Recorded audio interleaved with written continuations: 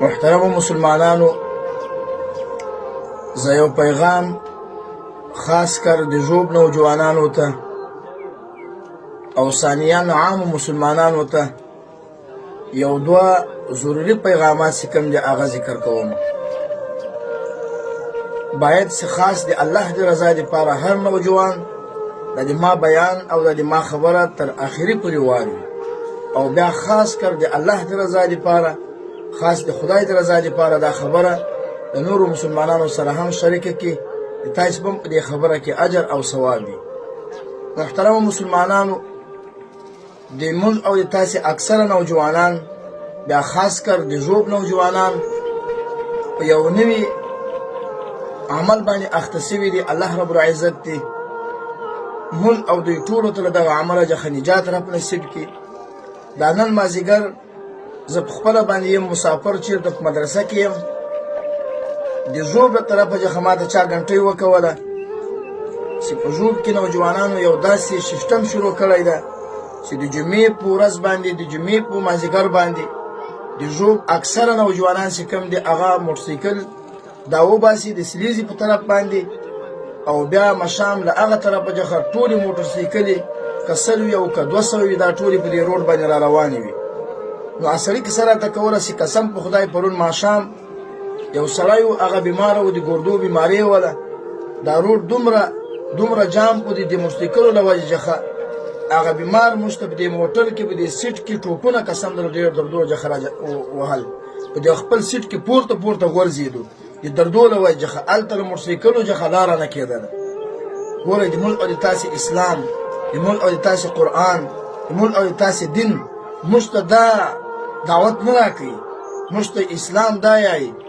نبی کریم صلی الله علیه وسلم فرمایي که چیرې یو مسلمان په یوه لار باندې روان و او په هغه لار کې یو موزي شی پروت و، یعنې ضررناک شی پروت و، لکه ازغی یا شیشه یا بل شی، نبی کریم صلی الله علیه وسلم فرمایي چې دا به تاسې له لارې څخه لرې کوئ.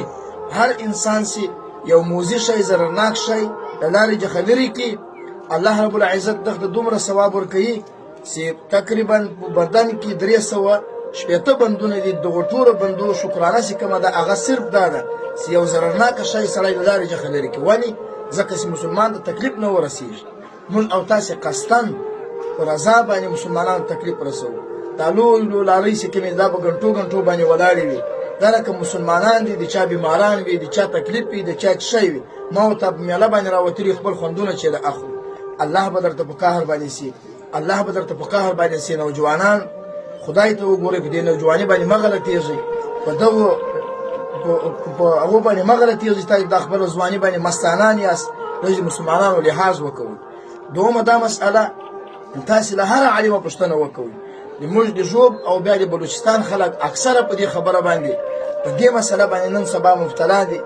څه ورته وایي دی سوی په لا اله مې قسم، په لا اله مې قسم، په لا اله زه به دا کوم. تاسې له هره عالمه پوښتنه وکوئ، له هره ملاجخه دا په لا اله باندې قسم کېدل، صرف په لا اله قسم، دا کوپر ده، دا انسان کوپر ته وایي، دا انسان کافر ده.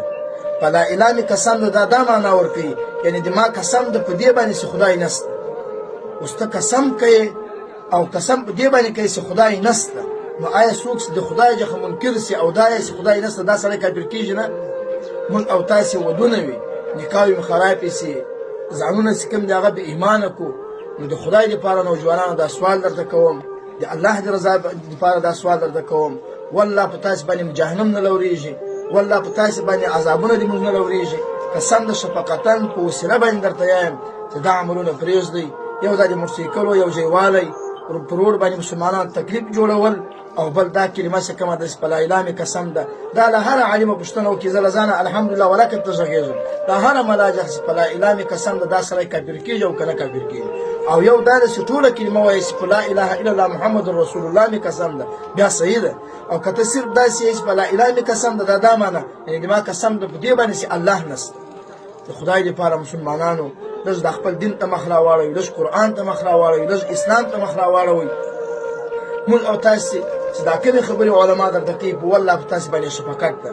الله رب العزت دې وکړي چې موږ او تاسې ټول په دغو څو خبرو باندې عمل وکړو. اله العالمین دې موږ او تاسې ټولو ته هدایت وکړي. واخر دعوانا الحمد لله رب العالمین.